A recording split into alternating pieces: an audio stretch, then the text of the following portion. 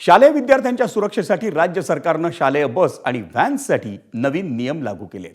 Maharashtra motor वाहन नियम 2011 मध्ये सुधारणा करून GPS, panic button, CCTV, digital सुरक्षा प्रणाली आणि सर्व आसनांवर सीट बेल्ट हे अनिवार्य करण्यात आले.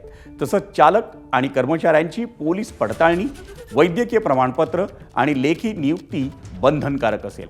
याशिवाय पालकांना मोबाईल ॲपद्वारे बसचं लोकेशन हे थेट पाहता येणार असून विद्यार्थ्यांच्या बसमध्ये चढण्या उतरण्याची वेळ नोंदवणं, तसंच प्रत्येक बसमध्ये महिला मदतनीस ठेवणं आणि CCTV फुटेज हे 30 दिवस जतन करणं आवश्यक राहील.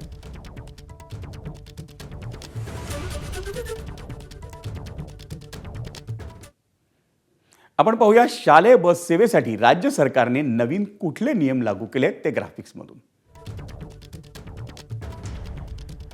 शालेय बसेससाठी राज्याचे नवे कडक नियम. प्रत्येक वाहनात GPS, panic button, CCTV, digital सुरक्षा यंत्रणा आणि सीट बेल्ट अनिवार्य असेल. AIS मानकांचं पालन करणारी वाहनच शालेय बस म्हणून पात्र ठरतील. RTO कडून प्रति विद्यार्थी आणि प्रति किलोमीटर भाडे दर निश्चित करण्यात येतील. चालक, महिला मदतनीस, कर्मचाऱ्यांची लेखी नियुक्ती, पोलीस पडताळणी आणि वैद्यकीय प्रमाणपत्र हे अनिवार्य करण्यात आले. प्रत्येक प्रवासात महिला मदतनीस किंवा नियुक्त कर्मचारी बंधनकारक राहील.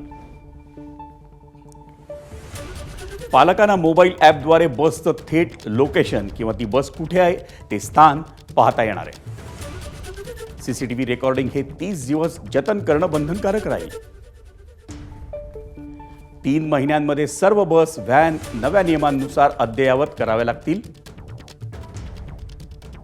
नियमांचं पालन न केल्यास परवाना निलंबित होऊ शकतो किंवा रद्दही केला जाऊ शकतो.